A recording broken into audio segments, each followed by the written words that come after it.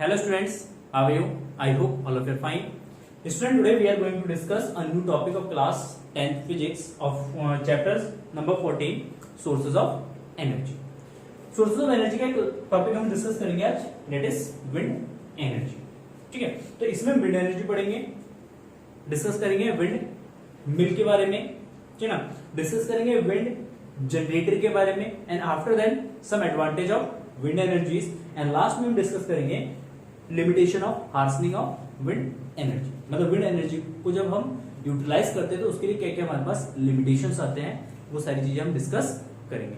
तो प्लीज इस वीडियो को शुरू से लेकर लास्ट तक जरूर देखना, वीडियो को स्किप मत करना, ठीक है, इंपॉर्टेंट वीडियो है. ठीक है, सबसे पहले विंड एनर्जी. तो इसमें डिस्कस करने से पहले सबसे पहले ये जान लेते हैं कि what is a wind. Wind का मीन्स क्या होता है? तो basically wind is a moving air. The moving air is called wind. ठीक है. तो जब एयर जो है हाई स्पीड से मूव करता है, बहुत ज्यादा हाई स्पीड से मूव करता है, तो उसको हम क्या कहते हैं? विंड कहते हैं. ठीक है. अच्छा, विंड मूव करता है मतलब एयर जब मूव करता है तो एयर पार्टिकल के पास अपना मास होता है. एयर पार्टिकल के पास क्या होगा? अपना मास होगा, और मास के साथ इसके पास है वेलोसिटी, क्योंकि हाई स्पीड से ये मूव करता है. चलो, मास के साथ जब इसके पास वेलोसिटी है तो इट मींस जब ये मूव करेगा हाई स्पीड से, लेट सपोज अगर v स्पीड से मूव कर रहा है और इसका मास m है, तो इट मींस ये अपने साथ एक एनर्जी को कैरी करता है, ये एनर्जी को पोजेस करता है, जिसको हम कहते हैं काइनेटिक एनर्जी. क्लियर? जब विंड फ्लो होता है तो विंड मतलब एयर पार्टिकल का अपना मास होगा, और बहुत ज्यादा पार्टिकल्स होते हैं, और बहुत हाई स्पीड से जब ये मूव करता है तो अपने साथ एक एनर्जी को कैरी करता है, और वो एनर्जी जो है वो हमारा होता है kinetic energy. And kinetic energy is equal to half of mv square. तो इसका मतलब है कि जो विंड जब फ्लो होता है तो उसके पास एक एनर्जी होता है, काइनेटिक एनर्जी, और इस काइनेटिक एनर्जी को हम अपने पर्पस के लिए किसी न किसी वे में इसको यूटिलाइज कर सकते हैं. ठीक है. तो इस काइनेटिक एनर्जी का हम क्या कर सकते हैं? यूटिलाइजेशन कर सकते हैं. इस काइनेटिक एनर्जी के थ्रू हम क्या कर सकते हैं? वर्क कर सकते हैं. इस काइनेटिक एनर्जी को हम कन्वर्ट कर सकते हैं किसमें? वर्क में. ठीक है ना. अब जब वर्क में कन्वर्ट करेंगे तो इस काइनेटिक एनर्जी का हम यूटिलाइजेशन कर सकते हैं फॉलोइंग वेज में. पहला, इस काइनेटिक एनर्जी को हम यूटिलाइज कर सकते हैं टू जनरेटिंग इलेक्ट्रिसिटी को जनरेट करने में हम इस काइनेटिक एनर्जी का यूटिलाइजेशन कर सकते हैं. सेकेंड, इस काइनेटिक एनर्जी का यूज किया जा सकता है किसमें? वाटर पंप में. वाटर पंप में इसका यूज किया जा सकता है वाटर को लिफ्ट करने में, है ना. जैसे कोई वाटर पंप है तो वाटर पंप से वाटर को लिफ्ट करने में इसका यूटिलाइजेशन हो सकता है, या किसी कुएं से वाटर को निकालने में, किसी कुएं से पानी को लिफ्ट करने में, उसको निकालने में भी विंड एनर्जी का यूज किया जा सकता है. मतलब काइनेटिक एनर्जी का हम यूज कर सकते हैं. तीसरे फॉर्म में इसका यूज किया जा सकता है जो आटा चक्की होते हैं, फ्लोर मिल जो होते हैं, तो फ्लोर मिल में भी इसका यूज किया जा सकता है. फ्लोर मिल में क्या होता है कि हम दो चक्की को हम क्या करते हैं, जब पीसते हैं तो उसका पीसना भी हम कर सकते हैं किससे? काइनेटिक एनर्जी से. तो इन तीनों पर्पस के लिए, चाहे वो जनरेटिंग ऑफ इलेक्ट्रिसिटी हो, या वाटर पंप में इसका यूटिलाइजेशन हो, या फ्लोर मिल में इसका यूटिलाइजेशन हो, इन तीनों फॉर्म में जब विंड एनर्जी का यूज किया जाता है तो उसके लिए हम एक मशीन बनाते हैं, एक डिवाइस बनाते हैं, जिसको हम कहते हैं विंड मिल. क्या कहते हैं? Wind mill. ठीक है. विंड मिल का ही यूज किया जाता है विंड एनर्जी को यूटिलाइज करने में. तो हम ये कह सकते हैं कि जो विंड मिल एक डिवाइस है, विंड मिल एक डिवाइस, एक मशीन है जो बेसिकली कन्वर्ट करता है काइनेटिक एनर्जी को किसमें? इलेक्ट्रिसिटी में, या किसी वर्क के फॉर्म में. वर्क किसमें? वर्क का मतलब है कि जब हम वाटर पंप यूज करेंगे या फ्लोर मिल यूज करेंगे, इस कंडीशन में क्या होगा? हमें वर्क करना पड़ेगा. तो काइनेटिक एनर्जी किसमें कन्वर्ट हो जाएगा? वर्क में केस में. ठीक है. जब हम जनरेटिंग इलेक्ट्रिसिटी करेंगे, इलेक्ट्रिसिटी को जनरेट करेंगे, तो उस कंडीशन में काइनेटिक एनर्जी जो है वो इलेक्ट्रिसिटी में कन्वर्ट होगा. तो इसका मतलब यहाँ पे अगर कन्वर्जन की बात करते हैं विंड एनर्जी में या विंड मिल में अगर कन्वर्जन की बात करते हैं तो इसमें काइनेटिक एनर्जी जो है वो कन्वर्ट होता है इलेक्ट्रिसिटी में, या काइनेटिक एनर्जी जो है वो कन्वर्ट होता है हमारा वर्क में। Work means mechanical energy. Is it clear? तो लेट्स से विंड मिल। तो विंड मिल देखते हैं इसमें।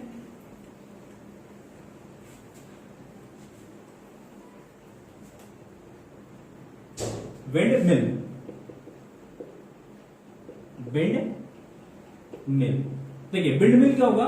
Wind mill basically it is a device, it is a machine और device which convert the kinetic energy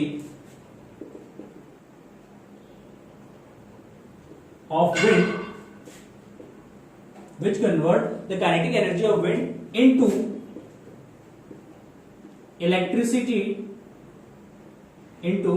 electricity or work। ठीक है, एक machine जिसका जो वर्क करता है किस पे? विंड एनर्जी पे वर्क करता है। ठीक है, इसका कन्वर्जन होता है कि वो इलेक्ट्रिसिटी को कन्वर्ट करे, सॉरी काइनेटिक एनर्जी को कन्वर्ट करेगा, या तो इलेक्ट्रिसिटी में कन्वर्ट करेगा या वर्क के फॉर्म में कन्वर्ट करेगा। ठीक है, स्ट्रक्चर कैसा होता है इसका? स्ट्रक्चर ठीक है, विंड मिल का जो स्ट्रक्चर होता है ये बेसिकली एक फैन लाइक स्ट्रक्चर होता है। जैसे आपका एक टेबल फैन है या आप एक इलेक्ट्रिसिटी फैन है, तो उस फैन के जैसा स्ट्रक्चर होता है। इसमें क्या होता है? एक रिजिड सपोर्ट होता है, एक हाई लेंथ का एक रिजिड सपोर्ट होता है। इस रिजिड सपोर्ट के यहाँ पे क्या होता है? एक टरबाइन को कनेक्ट किया जाता है। जैसे फैन में ब्लेड्स होते हैं तो इस तरीके से इसमें भी क्या करा जाता है? ब्लेड को कनेक्ट किया जाता है। ठीक है, इस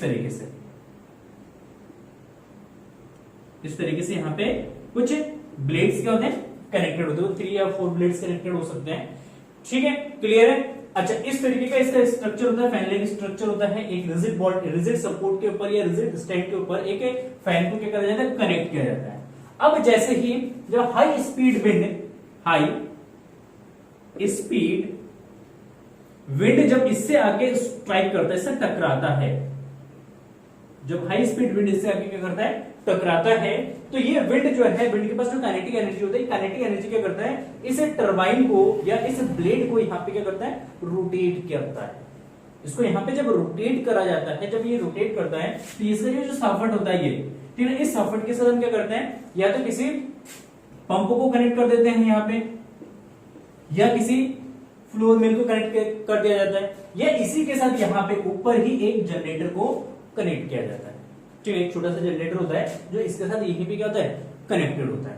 ठीक है, या जो अगर मान लेते हैं अगर किसी पंप को यूज करें तो नीचे इसका पंप कनेक्टेड होगा, एक इसमें एक पट्टे की सहायता से क्या करेंगे? इस पंप को कनेक्ट कर देंगे, या इस पट्टे की सहायता से, ठीक है, एक चेन की सहायता से हम क्या करेंगे? एक फ्लोर मिल को कनेक्ट कर देते हैं। तो जैसे जैसे ये टरबाइन रोटेट करता है, जैसे ये ब्लेड घूमता है, उसके साथ साथ इसके साथ जो पट्टा कनेक्टेड होता है ये भी क्या होता है? घूमता रहता है। और इसके साथ हम किसी पंप को घुमा सकते हैं या किसी फ्लोर मिल को घुमा सकते हैं। तो इसका जो यूज होता है, विंड मिल का जो यूज होता है, स्ट्रक्चर तो मैंने आपको बता दिया, यूज जो है वो यूज होता है एक तो इलेक्ट्रिसिटी को जनरेट करने में, इलेक्ट्रिसिटी जनरेशन में इसका यूज होता है।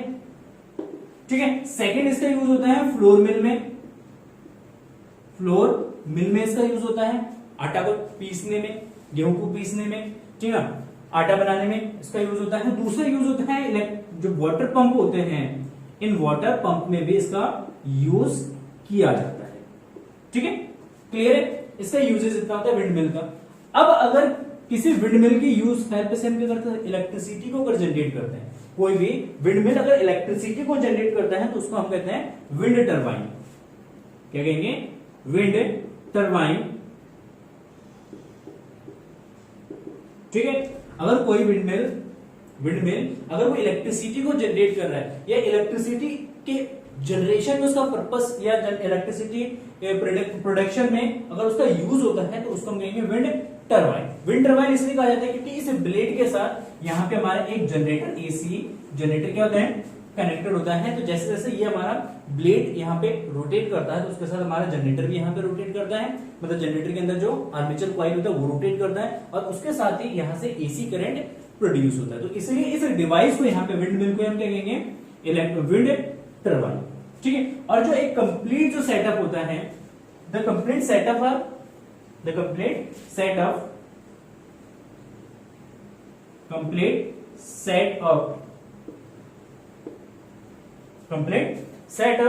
for of generating electricity, setup of generating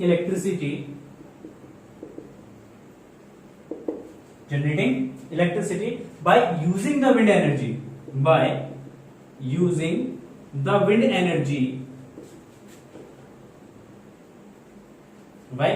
energy is called wind generator,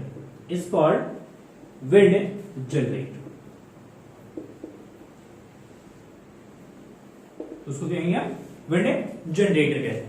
clear है कि विंड टरबाइन का यूज होता है इलेक्ट्रिसिटी को जनरेट करने में, और जिसका जो कंप्लीट जो सेटअप होगा, जिसकी हेल्प से हम क्या करते हैं, इलेक्ट्रिसिटी को जनरेट करते हैं, किसका यूज करके, विंड एनर्जी का यूज करके, तो उस कंप्लीट सेटअप को हम कहेंगे विंड जनरेटर। तो विंड जनरेटर बेसिकली क्या करता है, काइनेटिक एनर्जी को कन्वर्ट करता है इलेक्ट्रिसिटी में या इलेक्ट्रिकल एनर्जी।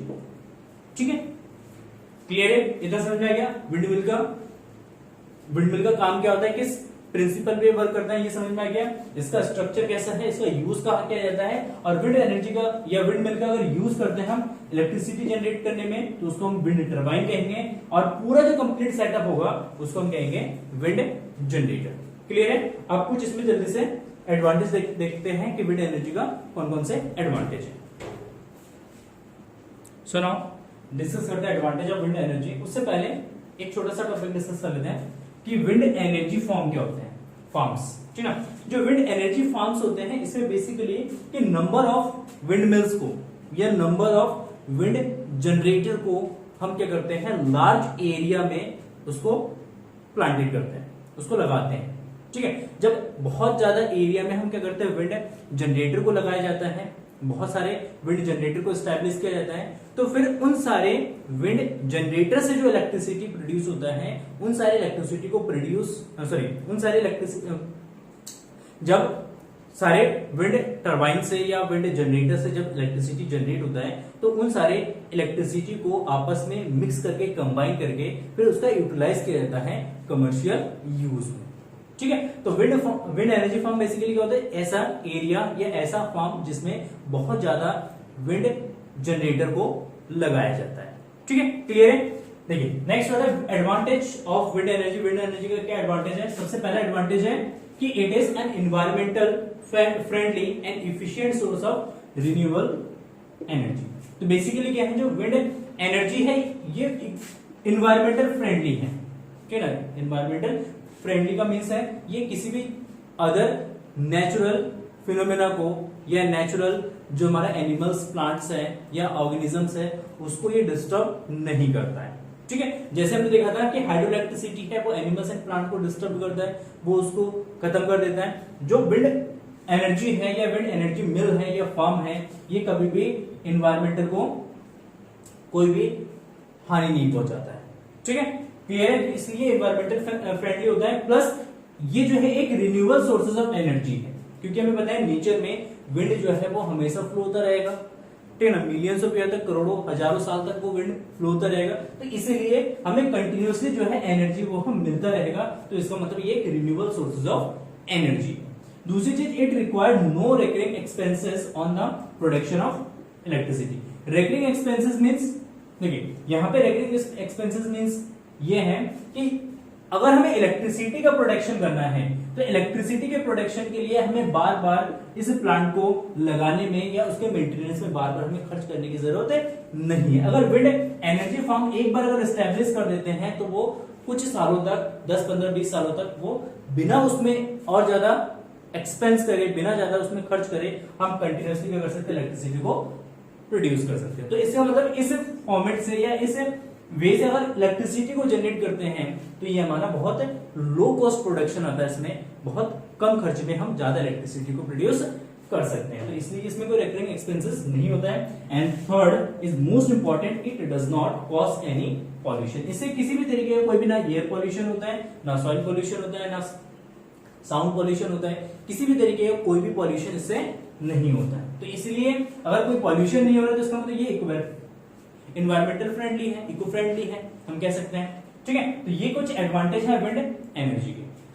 तो here are some limitation of wind energy from limitation of wind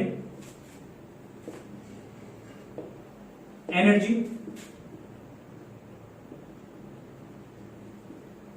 देखो कुछ लिमिटेशन इसमें है, जैसे लिमिटेशन कुछ इस तरीके का है कि जब भी हम विंड एनर्जी फार्म कहीं पे भी स्टैब्लिश करते हैं, किसी भी लोकेशन में या किसी भी प्लेस में जब हम विंड एनर्जी फार्म स्टैब्लिश करेंगे तो कंडीशन है कि उस प्लेस पे जो एयर ब्लो हो रहा है, जब एयर उसमें उस लोकेशन में जब एयर मूव कर रहा है तो उस एयर के मिनिमम जो स्पीड है वो 15 किलोमीटर पर आवर होनी चाहिए, मिनिमम स्पीड।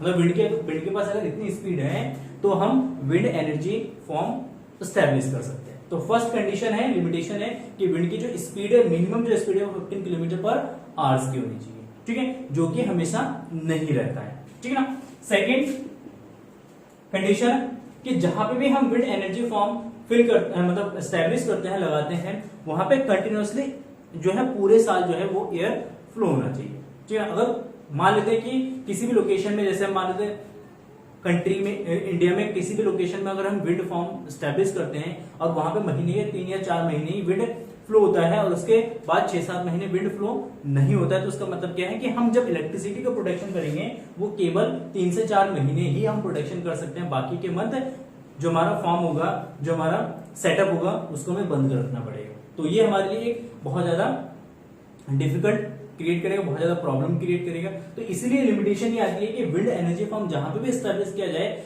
उस लोकेशन में पूरे 12 महीने जो है वो विंड फ्लो हो और विंड की जो स्पीड है वो 15 किलोमीटर पर आवर्स हो। थर्ड लिमिटेशन इसमें ये आता है, थर्ड लिमिटेशन ये कि जब भी जहां पे भी विंड एनर्जी फॉर्म स्टैब्लिश किया जाता है तो कम से कम लैंड की जो साइज है 2 हेक्टेयर्स होनी चाहिए।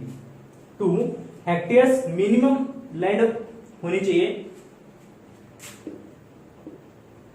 ठीक है, और 2 हेक्टेयर्स का अगर लैंड नहीं है तो हम एक इफिशिएंट वे में विंड एनर्जी फॉर्म स्टैब्लिश नहीं कर पाएंगे। मतलब इसमें बहुत ज्यादा जगह चाहिए होता है। ठीक है, 2 हेक्टेयर मिनिमम कितना, अगर 2 मेगावाट इलेक्ट्रिसिटी अगर हम प्रोड्यूस कर रहे हैं या 2 मेगावाट इलेक्ट्रिसिटी प्रोडक्शन का अगर हम प्लांट लगाते हैं तो उसके लिए मिनिमम हमारे पास कितनी जगह होनी चाहिए, 2 हेक्टेयर के हमारे पास एक लैंड होना चाहिए। ठीक है, या इससे ज्यादा लैंड भी हो।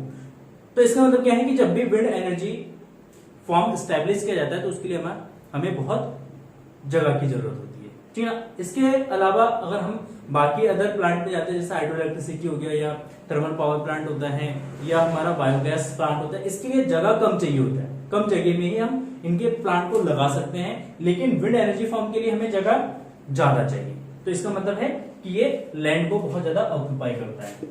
एंड फोर्थ लिमिटेशन ये आता है कि जो विंड एनर्जी फॉर्म में जो हम टरबाइन का यूज करते हैं, किसका यूज करते हैं, टरबाइन का यूज करते हैं, तो टरबाइन का जो ब्लेड है वो किसी न किसी मेटल का बना होता है और जो मेटल है वो क्या होता है, रेनी सीजन में विंड की वजह से या किसी डिजास्टर की वजह से वो ब्लेड या जो प्लांट है वो हमारे क्या होते हैं, उसमें डस्ट आ जाता है, सॉरी क्या कहते हैं उसको, रस्टिंग आ जाता है, जंग लग जाता है, तो उसकी मेंटेनेंस भी हमें कुछ दिन बाद करनी पड़ती है। तो ये भी एक इसका लिमिटेशन है।